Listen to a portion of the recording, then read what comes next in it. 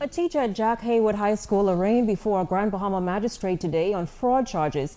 55-year-old Aleda Elaine White, a native of Jamaica, appeared before Deputy Chief Magistrate Helen Jones on 13 counts of forgery, 11 counts of fraud by false pretenses, and 2 counts of attempted fraud by false pretenses. White, who was represented by attorney Simeon Brown, pleaded not guilty to the charges. She was granted bail in the amount of $50,000 with one surety.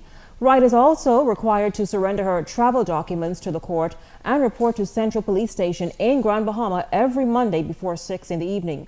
It is alleged that between July 29th last year and September 1st this year, White forged 13 checks and received funds totaling $73,500 from 11 checks. She also attempted to obtain $24,200 from the remaining 2 checks. The matter is adjourned to May 2nd next year.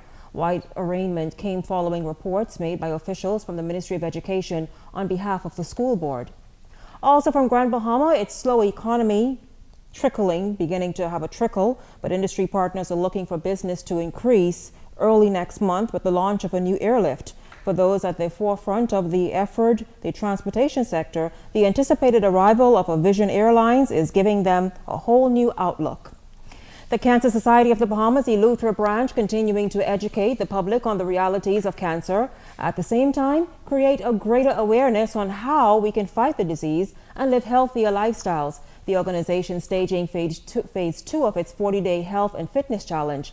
Phase 1 enabled some 100 Eleutherans to participate in physical activities like walking, jogging, cycling, and just talking about health and wellness more frequently. President Juanita Pinder says the idea behind this challenge is to encourage permanent lifestyle changes, not fad dieting. The Prime Minister addressed the United Nations recently, and he mentioned how Bahamians are dying from non-communicable diseases. Hypertension, diabetes, these are diseases that can be cured with better eating habits, exercise.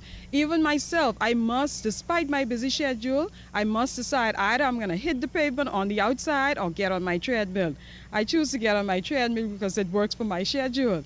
But we have to encourage our people. We got to eat better. Our diet is too fatty. We need to eat more fiber. We need to put more healthy fruits, vegetables. Our plate cannot be consumed by the big peas and rice portion and very little fruits and vegetables in our diet. So we must do better with that. A health and fitness seminar is set for tomorrow in Palmetto Point. Organizer and Vice President Jackie Gibson is encouraging residents on the island to attend. I did quite a bit of research for a participant's manual, which we have created for guidelines. And we also encourage persons to work in groups.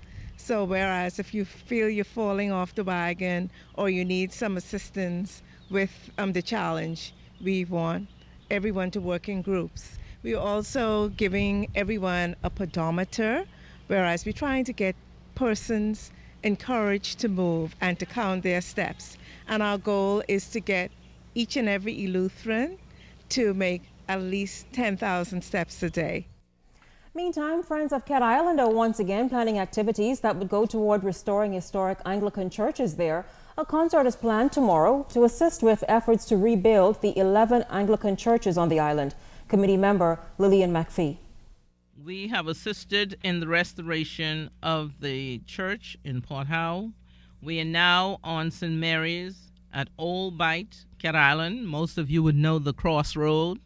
And we are hoping, if once completed, next aim is to St. Saviour's in New Bight, Cat Island.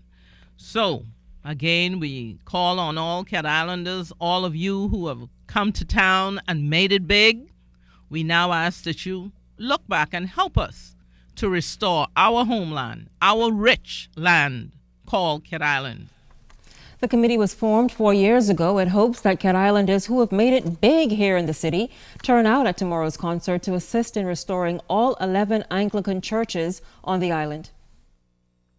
So sorry to say that is a minimal amount that's now open today. So again, our effort, we're hoping to have as many open in a short time before we leave, before the next generation. You have one in Port Howe that's now open.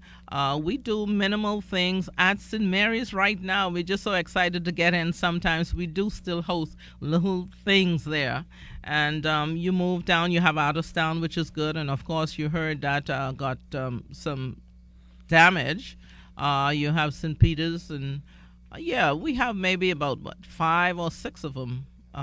They try to do a little service in there. Keep those Family Island stories coming. We love hearing about your events happening on the islands. Email us at finews@znsbahamas.com.